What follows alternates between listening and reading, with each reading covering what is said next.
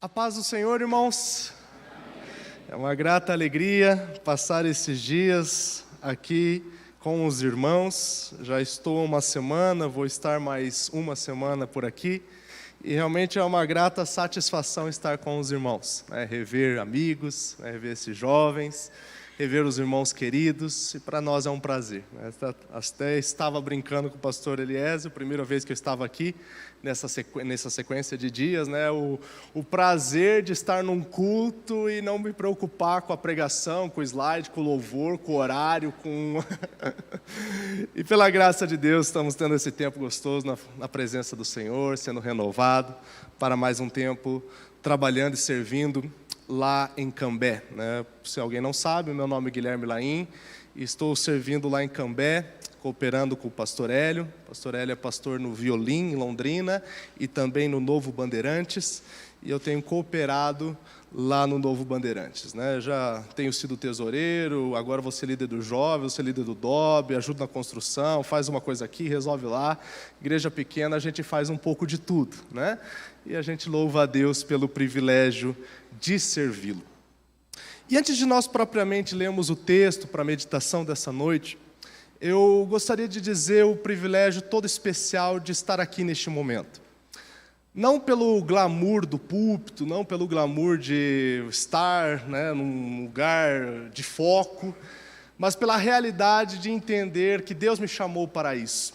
De que Deus me chamou para a realidade de expor a palavra do Senhor e por ela meditá-la, explicar, orientar, exortar e tantas coisas. E confesso que no meu coração há uma grande alegria de saber que por mais que às vezes seja desafiador, por mais que às vezes a gente se sinta até meio abalado, graças a Deus, porque todas as vezes que nós abrimos a palavra do Senhor, somos renovados. E o meu profundo desejo que com esta meditação dessa noite, você seja renovado e fortalecido, para que você tenha esperança de ter um lugar no Senhor. De um lugar no Senhor que não se trata de um lugar físico. O meu lugar no Senhor não é em Cambé. O meu lugar no Senhor não é o púlpito. O meu lugar no Senhor é servir na função que Deus tem me colocado. E onde quer que seja, o que quer que estejamos fazendo, viver a vontade do Senhor. Que esta meditação seja para que nós realmente sejamos renovados nesse desejo, de não simplesmente ter um cargo, um título, uma função, uma atividade a ser cumprida, mas realmente o nosso coração deseje encontrar o lugar que Ele tem para nós. Já vamos ler o texto, mas só rapidamente. Confesso que preparar esse sermão não foi nada fácil. Meditar e revisar naquilo que o Senhor tinha para falar foi grandemente desafiador. E às vezes a gente acha que por estar no centro da vontade de Deus vai ser prazeroso. E realmente é, desde manhã, na expectativa daquilo que Deus faria, eu já me alegrava em Deus. Mas a realidade é que mesmo no centro da vontade de Deus será desafiador. Não desanime, não fraqueje, porque vale a pena. Amém? Motivados a servir. Vamos abrir a Bíblia em Neemias. Neemias capítulo 5. Nós vamos ler boa parte do capítulo.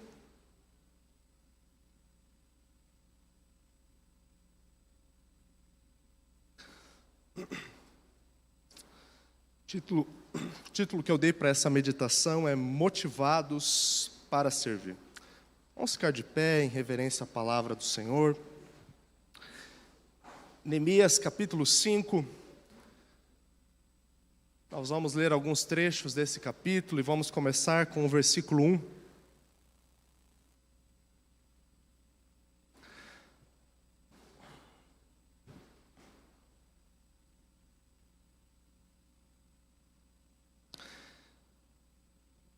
Amém? Todos encontraram?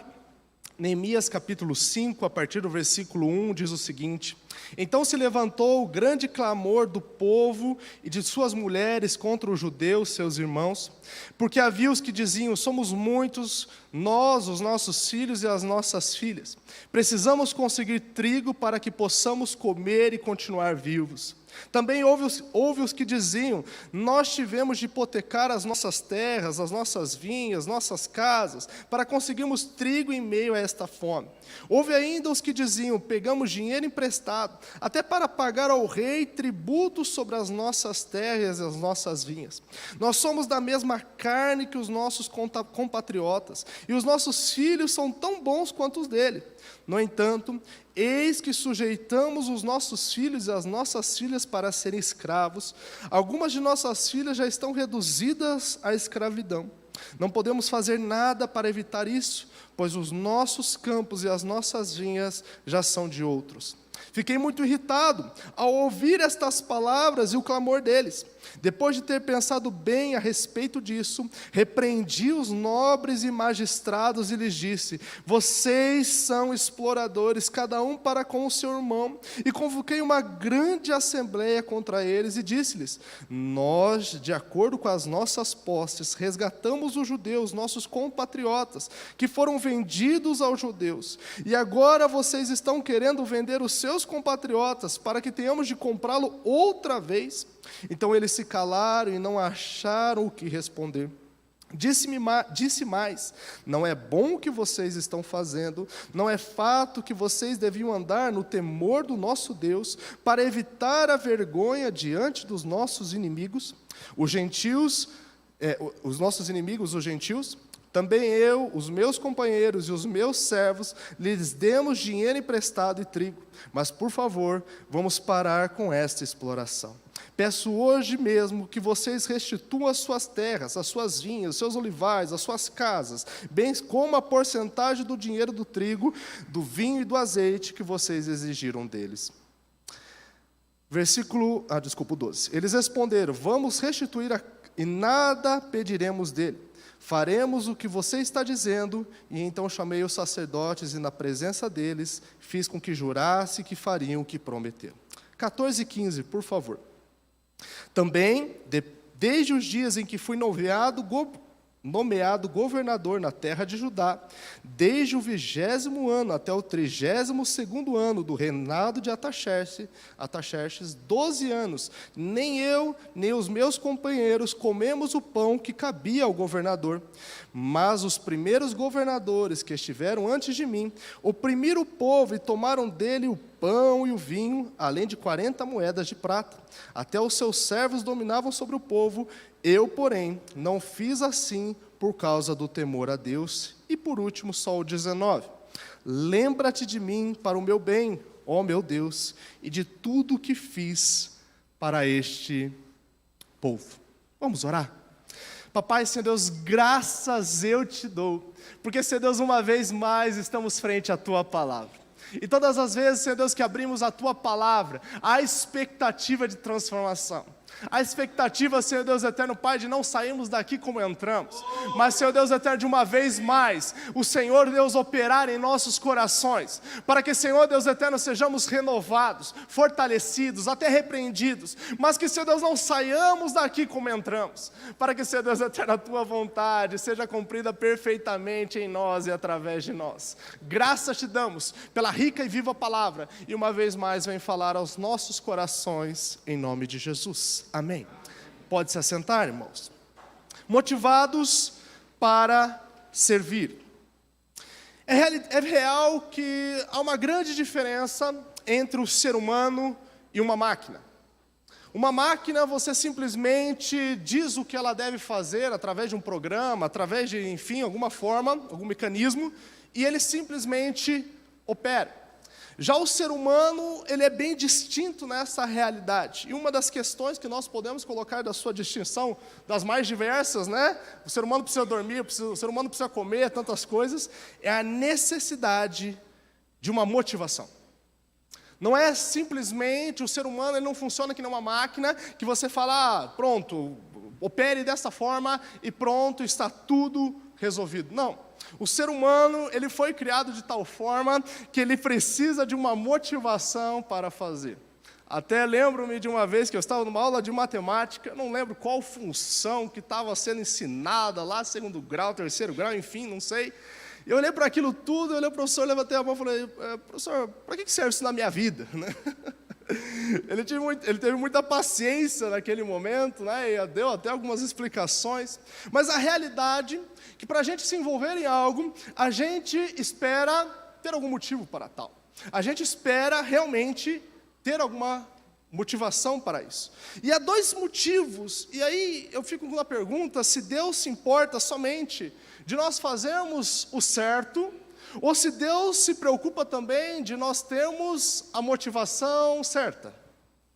Será que Deus se satisfaz de somente nós operarmos e fazermos? Ou será que na vontade de Deus há também uma necessidade, um desejo de que nós operemos pelo motivo correto? E eu entendo, olhando para as meditações, reflexões que eu tenho feito, de que há pelo menos dois motivos cabíveis para a gente pensar que Deus olha para as motivações e olha algo como relevante. A primeira é por causa que, obviamente, quanto mais a gente cresce, quanto mais a gente desenvolve, mais difícil fica. Quanto mais a gente cresce, mais desafios vêm, quanto mais questões coloca, mais apertadinho é a gente fazer frente a desafios cada vez maiores. Ou seja, haverá um custo cada vez maior. E aí, você vai continuar a fazer? Você vai continuar a se dedicar, mesmo que o preço comece a aumentar? Mas eu vejo um segundo motivo, porque a gente deve se preocupar de ter a motivação correta, para que a gente não fique no meio do caminho. E é o que eu chamo de tentação das distrações. Não se iluda achando que o seu único inimigo, irmão, é o pecado que está à porta. Muitas vezes o que tira a nossa vida da vontade de Deus são as distrações. É um filme a mais, é uma série a mais, é um jogo a mais, que faz com que tome o nosso tempo tão precioso, para a gente, em vez de fazer aquilo que o Deus nos chamou a fazer, nós operarmos e fazermos tantas coisas que não levam a lugar nenhum. Certamente, quando nós olhamos para a palavra de Deus, Deus quer sim que nós façamos grandes coisas. E para nós fazermos grandes coisas, nós precisamos ter a motivação correta. Neemias é, sem sombra de dúvida, um grande exemplo para nós de um homem que fez grandes coisas para o Senhor. Neemias é certamente um grande homem de Deus, um exemplo de administração, um exemplo de entrega. Realmente, ler o livro de Neemias e não se impressionar é clamar ao Senhor e ler de novo, por causa que realmente foi um homem que viveu o extraordinário de Deus. Mas na passagem que nós lemos, muitos outros se operaram por outros motivos. Se colocaram ali pela emergência da situação, a gente lê os primeiros versículos ali, que o pessoal estava desesperado, falando, a gente vai morrer aqui. E muitas vezes a gente se move pelo desespero, se move pelo aquilo que é urgente. Há também outras pessoas trabalhando nesse capítulo, que é os ricos e nobres. Eles estavam ali pensando no deles, pensando no que era melhor para eles, e por consequência, dane-se o povo. E nessa realidade, o povo estava cada vez em maior miséria. Se nós queremos nos parecer cada vez mais com a vontade de Deus, e certamente nessa passagem, a reflexão é olhar para Neemias e ver o que este homem fez, ver um pouco de como esse homem operou no meio de tamanha realidade. Tenho certeza, e se você tiver a oportunidade de meditar no texto de Neemias, pergunte-se o que você faria no lugar dele.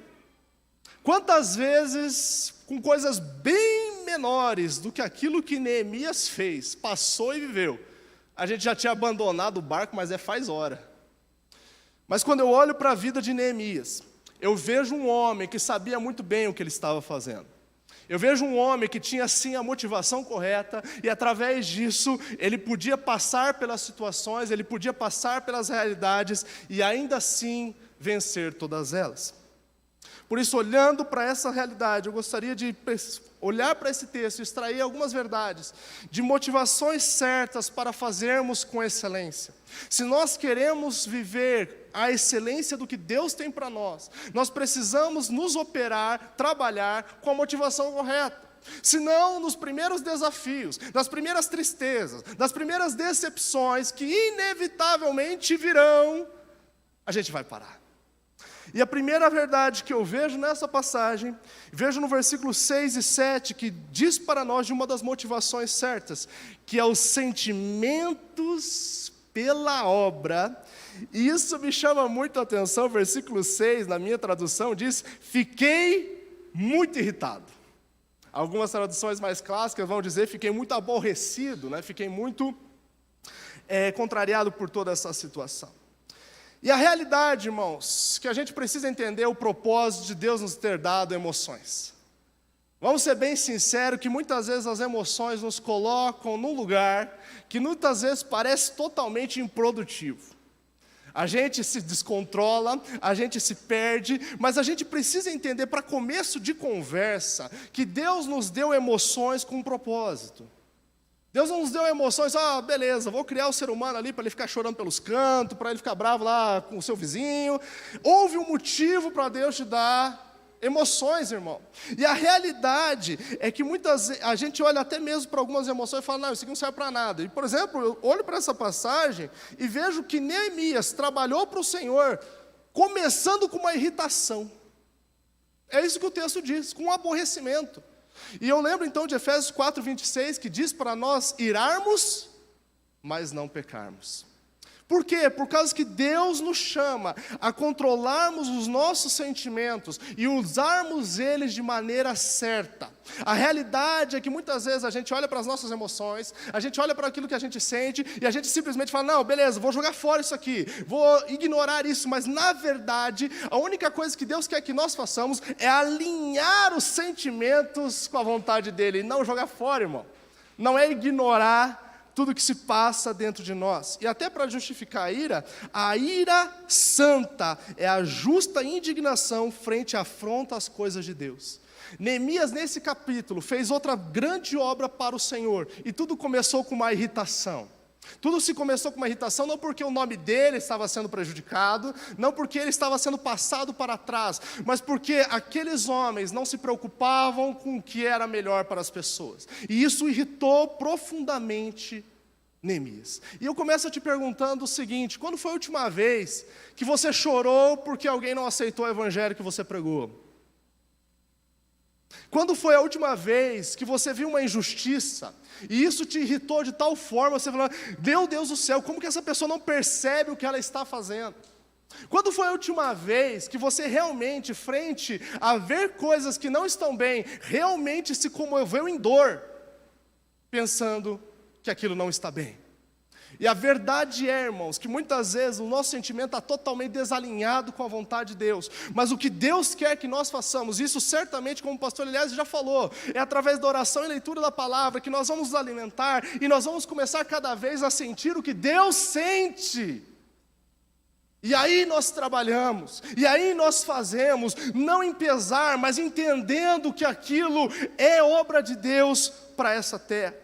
Mas Neemias não somente nos mostra que é necessário, que esses sentimentos têm o seu valor, mas ele mostra para nós até como fazer, irmãos. Porque olha o que o texto nos diz: fiquei muito irritado ao ouvir essas palavras e clamor, depois de ter pensado, eu fiz. Nessas breves palavras, Neemias nos mostra, primeiramente, que ele assumiu a realidade que teve um momento que ele perdeu o controle. Não há nada de errado, irmãos, em determinado momento você se sentir muito triste, muito irritado. Só entenda e olhe para o que a passagem continua: depois de ter pensado. Será que a gente pensa antes de estourar com as pessoas? Será que a gente pensa antes de a gente fazer o que deve ser feito?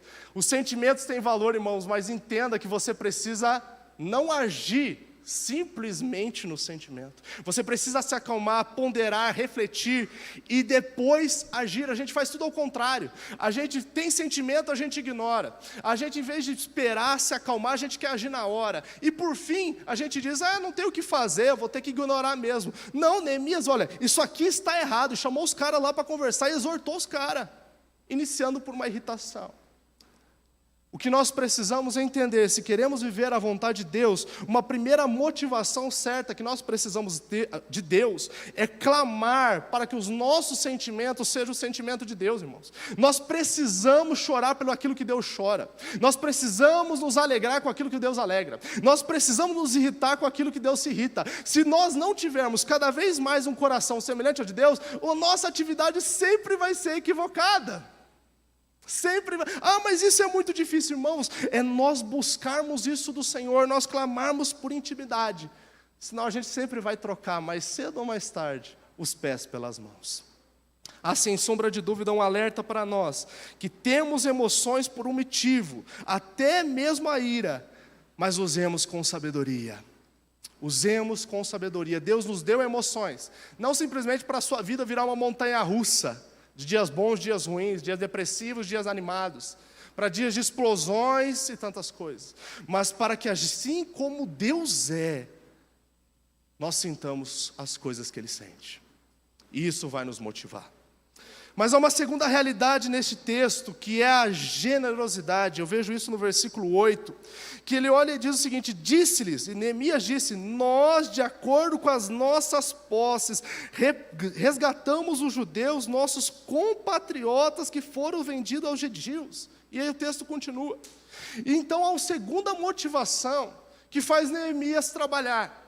Ele não é simplesmente motivado pela emoção, irmãos, não se iluda quanto a isso. A emoção tem o seu papel, mas ela não é tudo. E há uma segunda questão no coração de Neemias, nitidamente nessa passagem, que é a generosidade. Generosidade é olhar e gerir os seus bens, buscando o benefício do outro.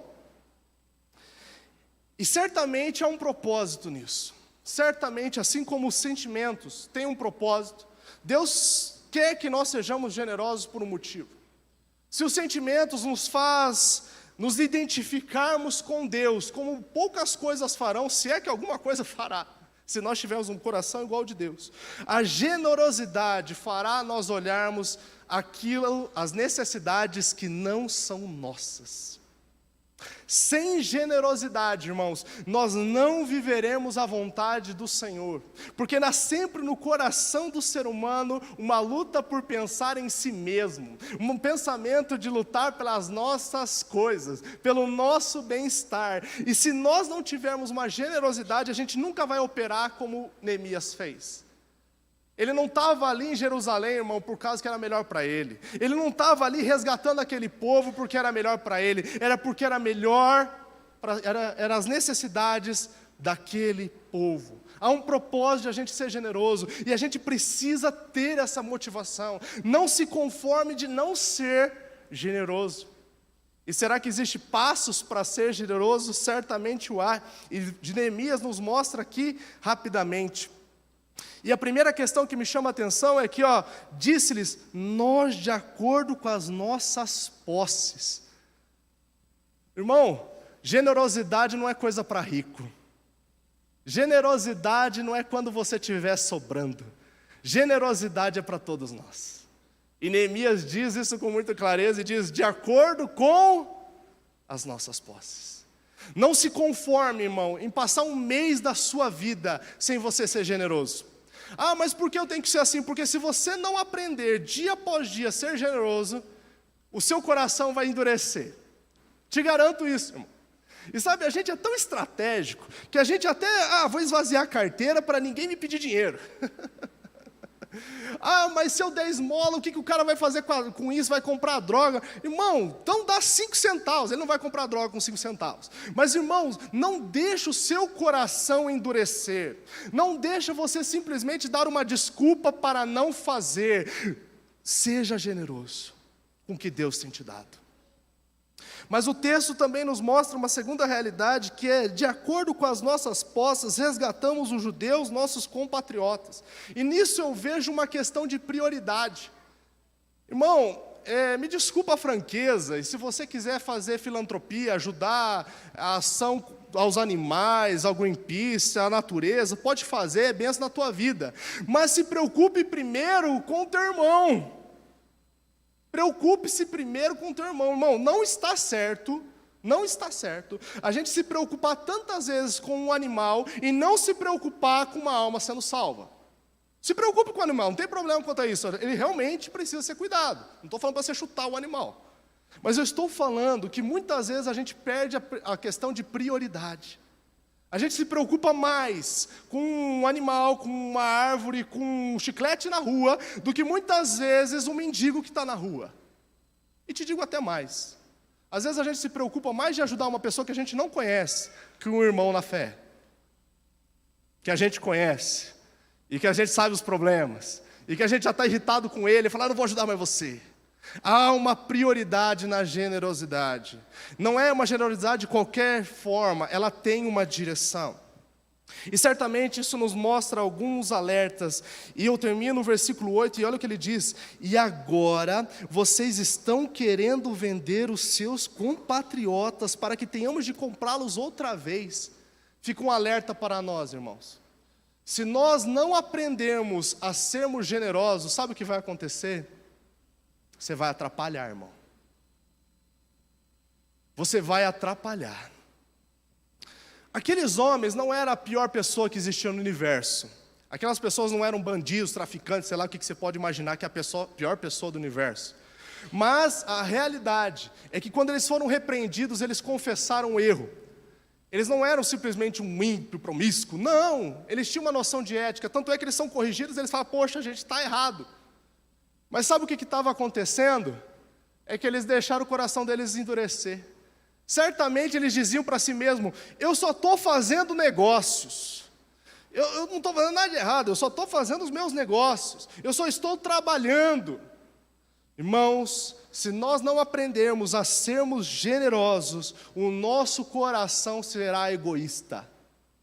Se nós não aprendermos a buscar a motivação da generosidade em nosso coração, através de pequenas, mas eu ganho pouco e tudo mais, faça com pouco mesmo, irmão.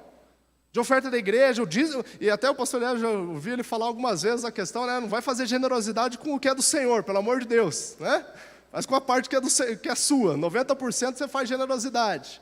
E aí então, nós vamos ter a motivação correta. O versículo 9 e 11 nos mostra outra motivação que nós precisamos ter para que nós trabalhemos como o Senhor deseja que nós façamos, que é o temor ao Senhor. Versículo 9, e disse mais, não é bom o que vocês estão fazendo, não é fato que vocês deviam andar no temor de Deus para evitar a vergonha diante dos nossos inimigos. Ao temor ao Senhor, que é certamente outra motivação que nós precisamos ter. E eu diria que se há um propósito no temor ao Senhor, é nos manter no nosso lugar. Porque a gente tem uma terrível tendência de a gente começar a fazer um pouquinho mais. A gente começa a se entregar um pouquinho mais, a gente já começa a achar a última bolacha do pacote. Aí o bicho da goiaba, eu falei, meu Deus do céu.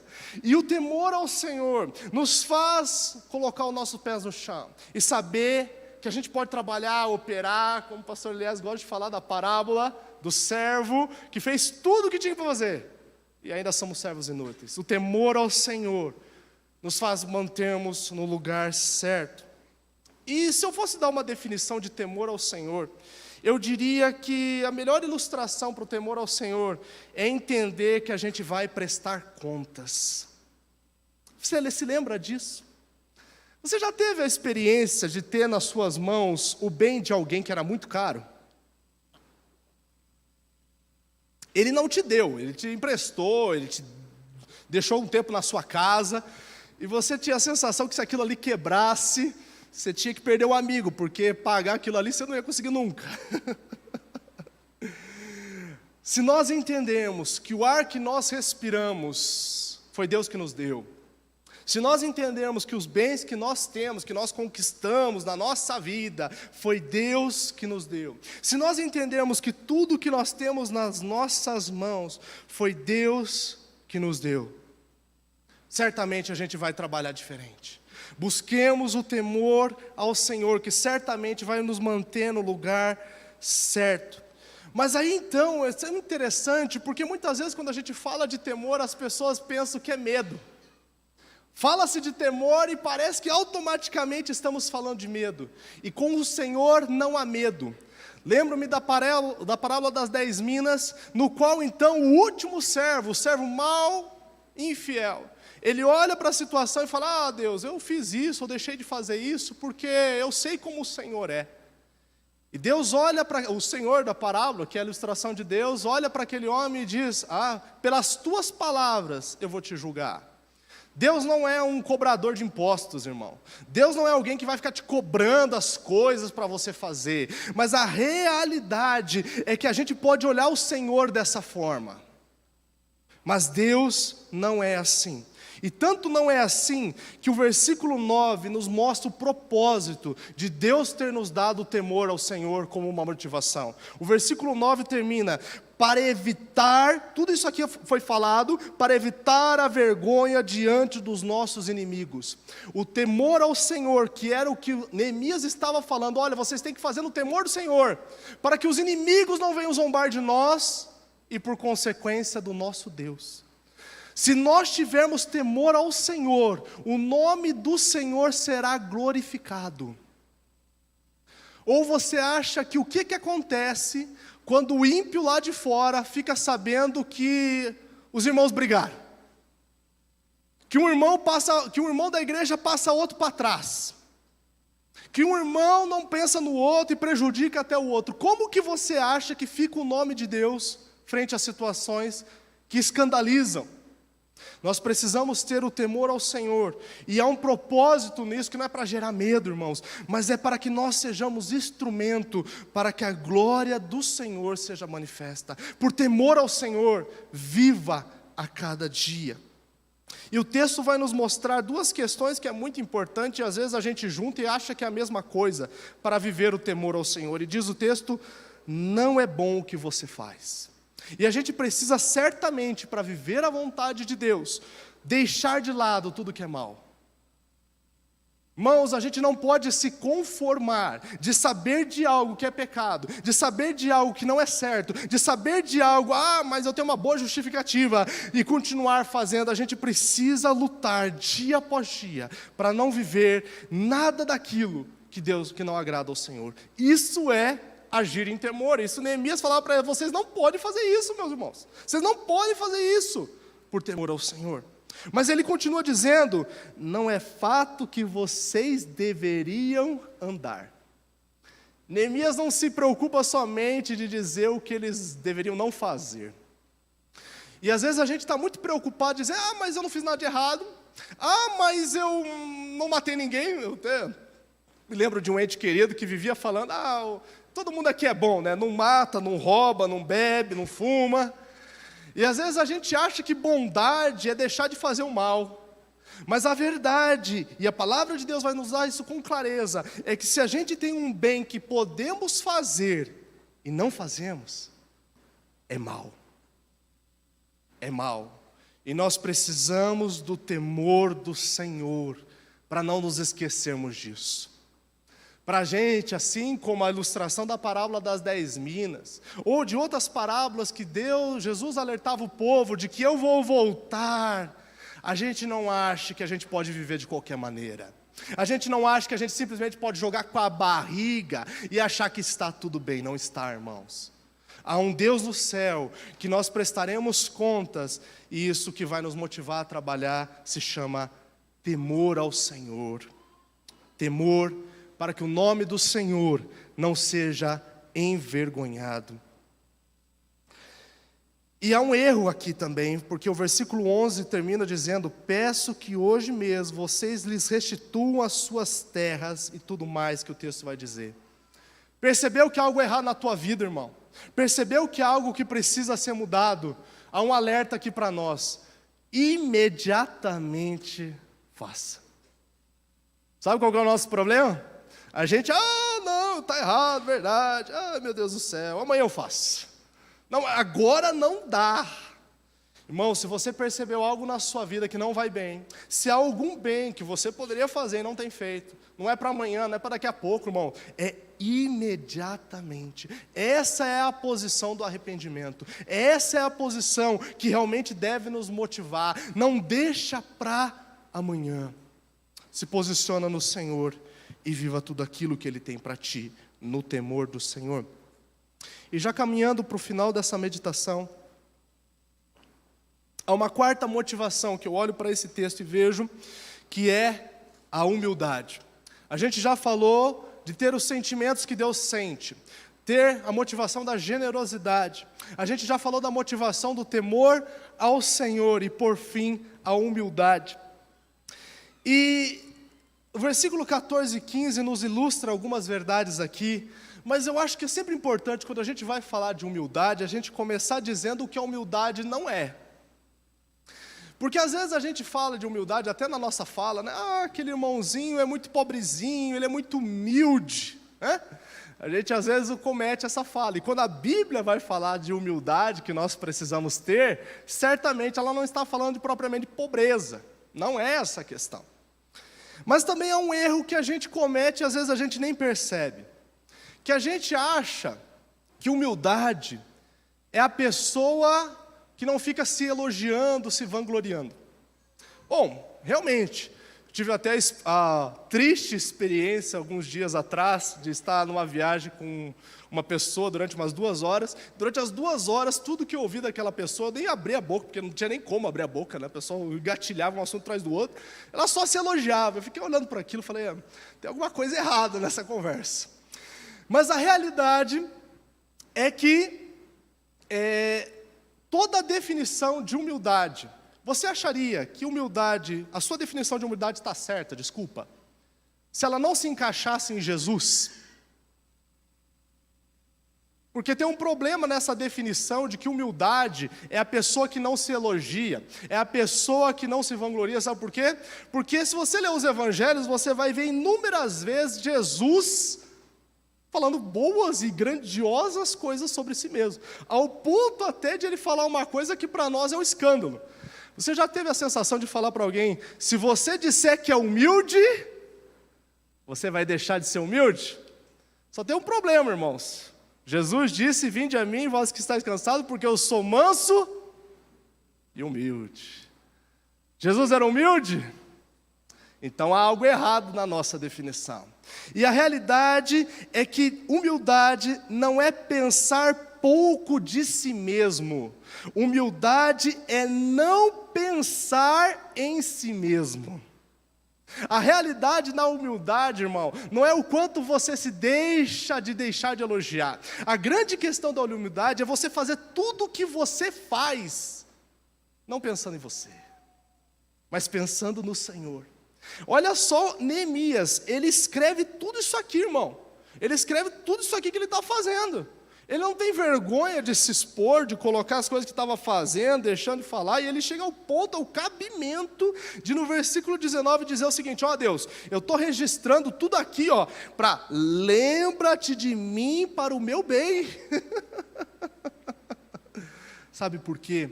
Porque a questão da humildade não se trata de você não reconhecer as boas coisas, de você não olhar para os seus pontos positivos. Não é essa a questão. Claro que o exagero é um absurdo, né? Mas a realidade de tudo que nós fazemos, nós não fazemos para nós. Jesus era humilde, porque ele se esvaziou da sua realidade divina e veio em figura humana, continuando Deus, mas passou pelas coisas que passamos, e ele fez isso por nós. Por isso ele era humilde, por isso ele é o exemplo de humildade, por causa que ele se permitiu passar por essas situações. Ele tudo era, mas ele não fez nada para si. É por isso que lá no deserto, ele não transformou as coisas para o seu bem. Por quê? Porque aquilo era para ele. Há outros motivos, é claro, mas eu queria destacar esse. Era para ele. E quando é para nós, há uma tendência de nosso coração endurecer. Há uma tendência de a gente realmente deixar a humildade e começar a se preocupar com nós mesmos. E será que existe um propósito de Deus nos alertar de nós sermos humildes? Certamente há. E o texto que nós lemos, eu gostaria de ler com você novamente, para que nós tenhamos muita clareza dele, 14 e 15. Também desde o dia em que fui nomeado governador na terra de Judá, desde o 20º até o 32º ano do reinado de Artaxerxes, 12 anos, nem eu, nem os meus companheiros comemos o pão que cabia ao governador. Até aqui ele falou o que ele fez. Agora o que os outros fizeram antes dele? Mas os primeiros governadores que estiveram antes de mim, oprimiram o povo e tomaram dele o pão, o vinho, além de 40 moedas de prata, até os seus servos dominavam sobre o povo. Eu, porém, não fiz assim por causa do temor de Deus. Há um propósito na humildade. Irmãos, nós temos muitos recursos, muitos bens, e quando eu digo é por causa que a gente faz as coisas, enfim. Mas Neemias, ele nos mostra uma coisa. Ele não fez o que ele fez porque Jerusalém prosperou.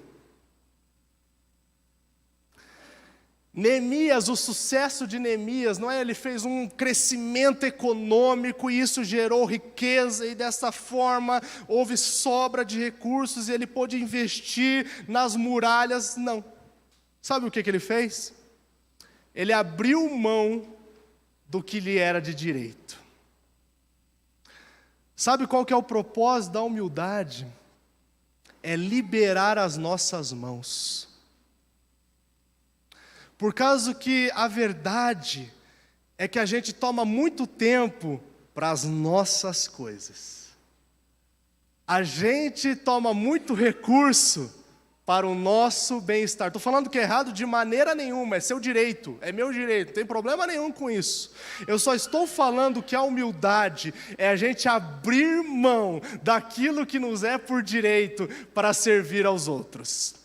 E esse foi um milagre econômico que Neemias desfrutou do seu tempo. Ele tinha direito a tantas coisas, ele tinha direito a tamanhos impostos, e aí os servos deles tinham direitos a esses impostos, aqueles impostos. Não tinha nada de errado nisso, irmão. A gente sabe que a gente paga um monte de imposto, né? O tempo de Neemias não era diferente.